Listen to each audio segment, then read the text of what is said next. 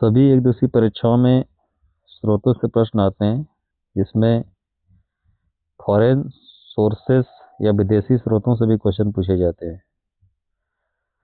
ये विदेशी स्रोत क्या है, इनका क्या महत्व है इतिहास में, इन सब चीज़ों को आज हम देखेंगे। तो भारतीय इतिहास के अध्ययन में जितना ही महत्वपूर्ण स्वदेशी स्रोत हैं, उनके साथ साथ विदेशी स्रोत भी काफ़ी महत्वपूर्ण हैं। विदेशी स्रोत जो है विदेशी यात्रियों, राजदूतों, व्यापारियों, इतिहासकारों के द्वारा भारत के राजनीतिक, सामाजिक, आर्थिक और धार्मिक जीवन पर प्रकाश डाला गया। ये स्रोत विशेष रूप से क्रोनोलॉजी यानी कालक्रम, समय का निर्धारण करने में सहायता करते हैं। समकालीन इतिहास की पुष्टि करते हैं कि उस समय का इतिहास क्या था। भारतीय स्रोतों की आलोचनात्मक जांच करते हैं कि भारतीय स्रोतों में जो चीज़ें लिखी हुई है सही है या गलत है।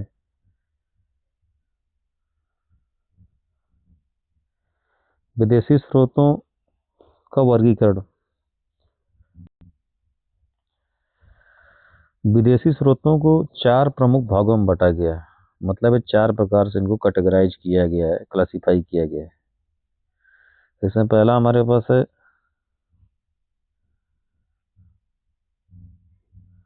ग्रीक रोमन स्रोत, चीनी स्रोत, तिब्बती स्रोत, अरबी फारसी स्रोत।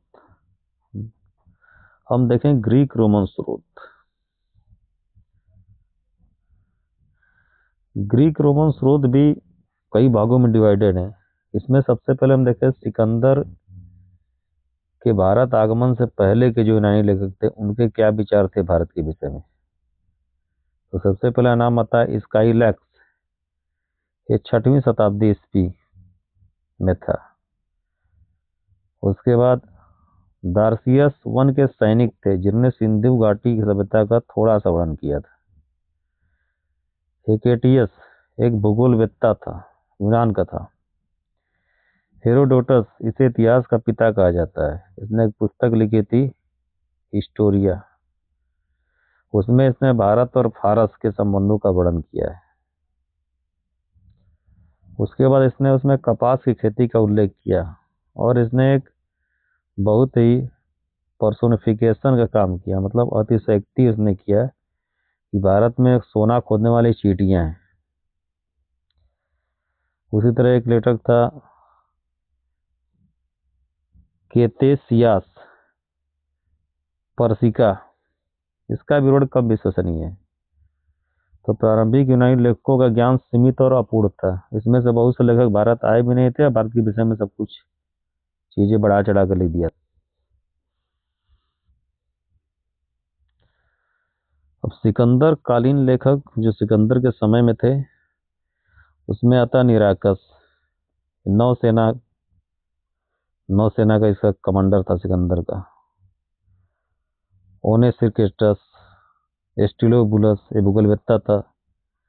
सिकंदर के भारतीय अभियान का पुनर्निर्माण केवल यूनानी स्रोतों से संभव है।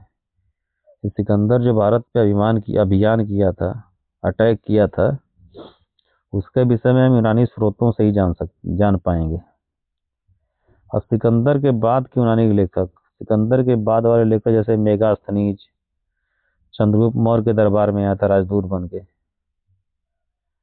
इसका ग्रंथ था, इसने जो पुस्तक लिखी थी उसका नाम था इंडिका।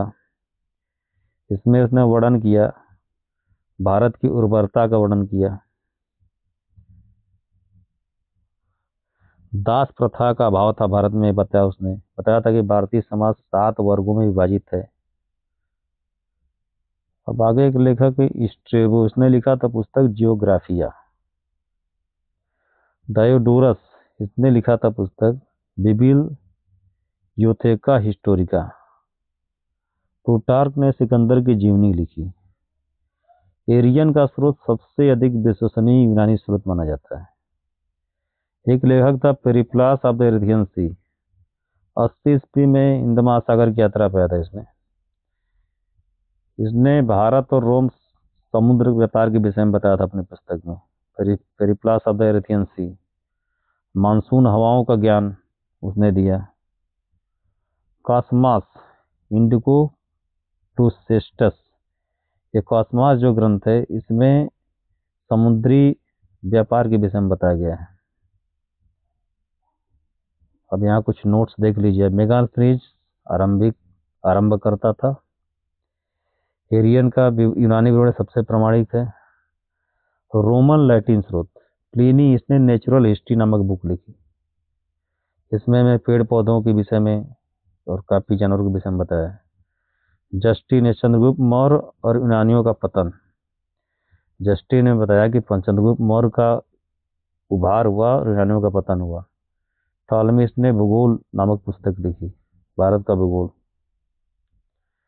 कार्टियस, सिकंदर को इसने महान बताया। यूनानी स्रोतों से, रोमन लैटिन स्रोतों से भारत रोम व्यापार की पुष्टि होती है। हम चीनी स्रोत देखेंगे। चीनी स्रोत, चीनी स्रोतों में सबसे पहला जो चीनी लेखक था उसका नाम था सुमा चियेन। उसके बाद फाइयान गुप्त काल में चंद्रगुप्त द्वितीय के दरबार में आया था। ये बौद्ध दृष्टिकोण से आया हुआ था। उसके बाद वेनसांग हर्षवर्धन के काल में आया। नालंदा महाविहार में अध्ययन किया इसने। इसका ग्रंथ था सीयूकी। सिंह ये भी नालंदा विश्वविद्यालय में आया था बौद्ध धर्म की शिक्षा ग्रहण करने के लिए और बौद्ध ग्रंथ के जो भी धार्मिक पुस्तकें हैं उनको लेने के लिए। अब चीनी यात्रियों का वर्णन धार्मिक केंद्रित है, ये धर्म पे केंद्रित है इनका वर्णन। आगे देखते हैं तिब्बती स्रोत। तिब्बती स्रोतों में सबसे पहला नाम आता तारानाथ का। इसने कयंगुर और तयंगुर नामक ग्रंथ लिखा था। धर्मास्वामी नालंदा बिहार, नालंदा बिहार। देखेंगे अरबी और फारसी स्रोत।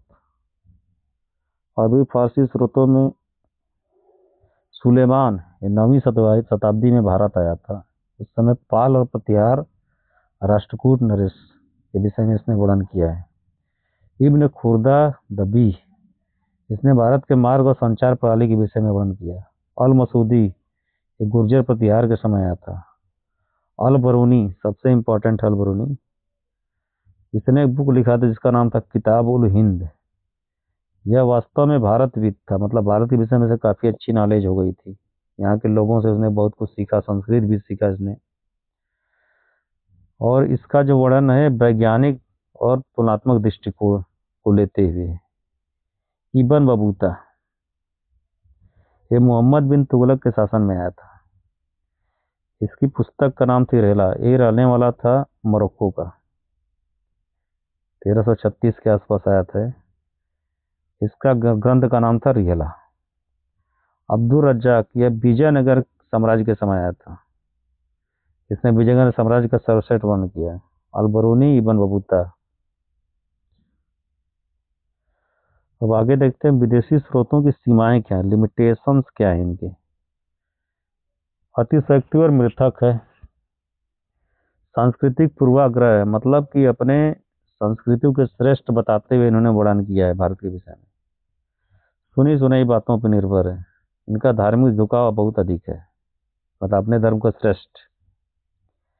निष्कर्ष, कंक्लूजन, इससे निष्कर्ष क्या निकलता है। विदेशी स्रोत भारतीय इतिहास के पूरक हैं, विकल्प नहीं है। मतलब ये भारतीय इतिहास के पूरक है, सहायक हैं। एक कालक्रम निर्धारण करने, व्यापार संबंध और समकालीन समाज को समझने में सहायता करते हैं। अब आज से आपको डेली इसी टाइम पे शाम 7 बजे या 6:30 बजे तक रोज एक वीडियो मैं अपलोड करूंगा। और आपको ये वीडियो अच्छा लगा हो तो कृपया चैनल को लाइक और सब्सक्राइब करें, और जिससे मुझे मोटिवेशन मिले। कल इसी टाइम पे 7 बजे आपको एक वीडियो और अपलोड किया जाएगा। ये हिस्ट्री के इम्पोर्टेंट नोट हैं जो सभी एक दिवसीय एग्जाम के लिए महत्वपूर्ण है, चाहे वो एग्जाम हो यूपी का हो या रेलवे का हो या अदर 1 डे एग्जाम है। तो thank you for watching my video.